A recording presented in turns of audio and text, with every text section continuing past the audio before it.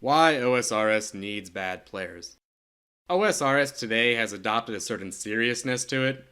Some attribute this to the no XP waste style or the higher player age range. Regardless, I feel as if OSRS and its community isn't very friendly to its quote unquote bad players.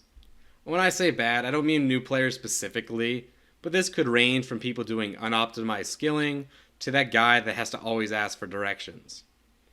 In my mind, though, the bad players of OSRS are an important part of its community, and they're the ones that ultimately bring the game alive.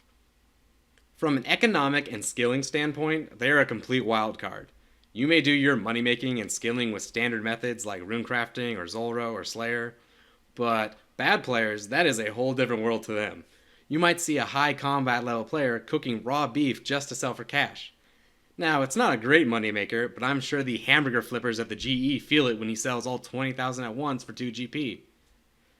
Back when I was a kid and played RS, I didn't really know how to make money or train, so my gimmick was I would go around Lumbridge and I would hire new players to go around and collect bones from the goblins for me, and I would give them this fancy set of iron armor that I could make. And then I would just stand at the Lumbridge Bank all day, bearing bones as a member.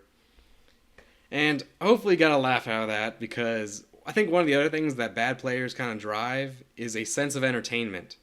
These players are always the ones you see slaying with the most random gear, falling for the silliest scams, and always getting lost. I don't think the subreddit would be what it is today if it wasn't for these situations. It breathes life into the game and makes it feel like an actual world. Without this, I would imagine a lot of OSRS would be just like Blast Furnace. No fun chat, no silly situations, just a lot of quiet, efficient players. The most important reason, though, to help and consider bad players in OSRS is that at one time, everyone was one. I doubt most players stepped off Tutorial Island with a max friend just waiting for questions, or even anyone they knew at all. I think many of us just started playing it as kids because we were bored and we didn't know how to play better. I'd love to see more open interaction with bad players in OSRS, helping them understand how you can help without dismissing them for not doing everything perfect, or just kind of like hearing their questions and maybe helping them out any way you can.